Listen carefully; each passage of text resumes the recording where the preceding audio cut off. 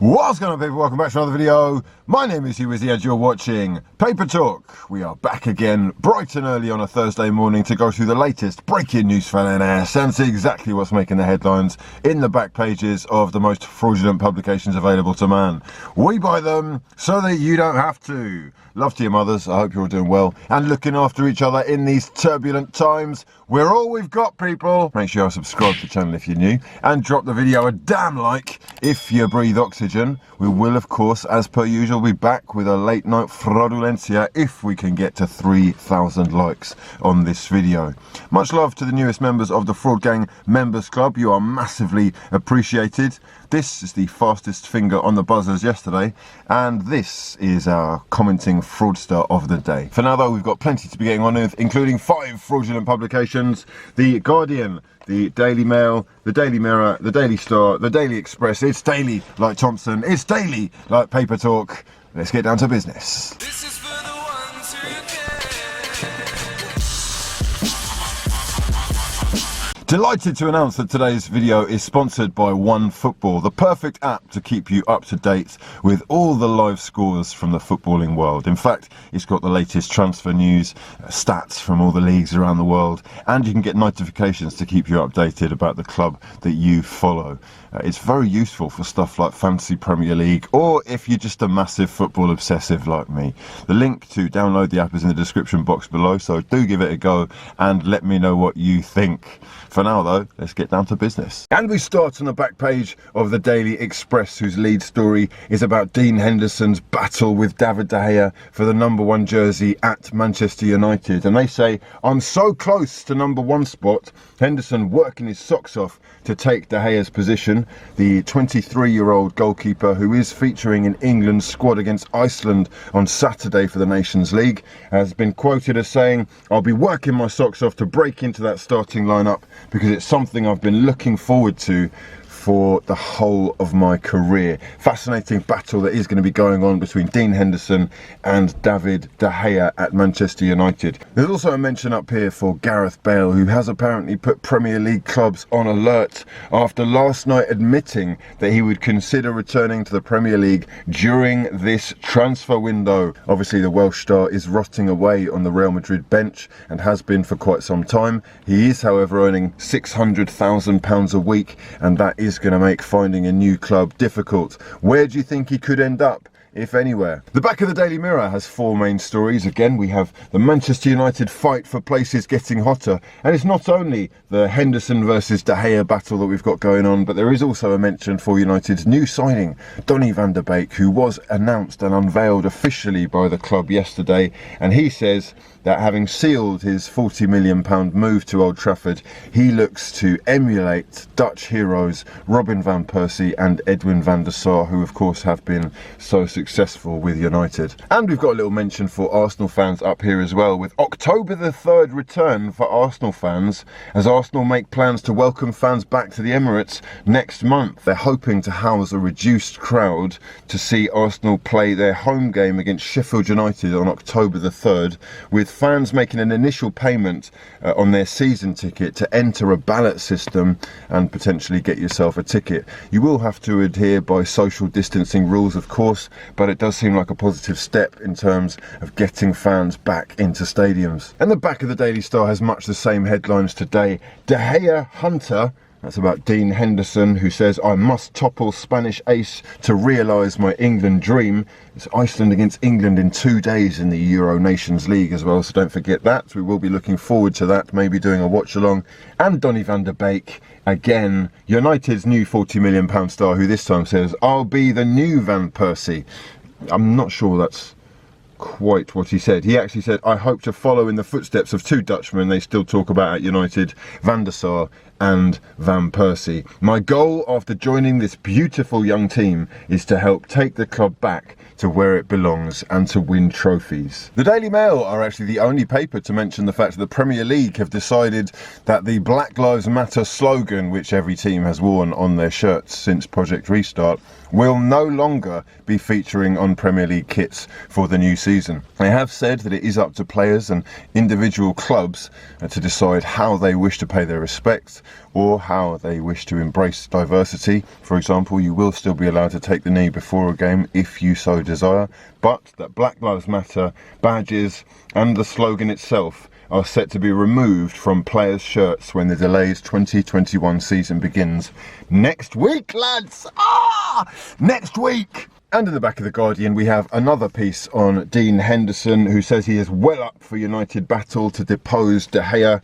And at the bottom here, Donny van der Beek, the new Manchester United, saying, there is no higher standard than Manchester United. No one told him, did they?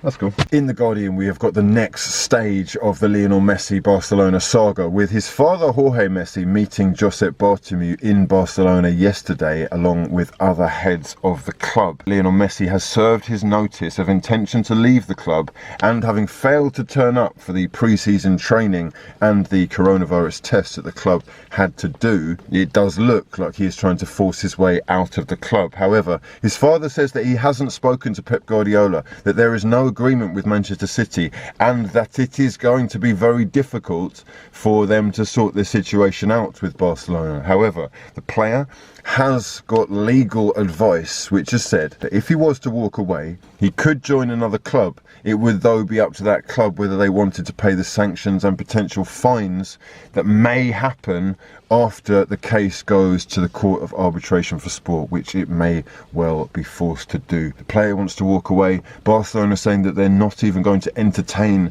a negotiation talk concerning an exit, but the only thing that they will talk about is a contractual extension. It seems that Manchester City are now waiting to see exactly what happens with Barcelona and Messi before they make their next move, because it could end up costing them a lot in fines and sanctions. Everton have agreed a £20 million fee with Watford for their French midfielder Abdoulaye Doucoure, and it would mark a trio of sensational signings for the Merseyside club, who expect James Rodriguez to come in for his medical this week and look to bring Allen to the club from Napoli as well. Doucoure, Allen and James Rodriguez all certainly buffering up the squad depth of a Merseyside club who are looking to make an attack on those European places this season, that's for sure. It actually says here that Everton Director of Football Marcel Brands wanted Doucoure last summer and was determined to get this deal done this time around, and he will have his medical in the next 48 hours once personal terms are finalised. There's also little mention here for the fact that Brazilian Allen, who is 29 years old, arrived at Liverpool's John Lennon Airport last night ahead of his medical. It really is all kicking off on Merseyside, isn't it? 3 massive signings in James Rodriguez, Allen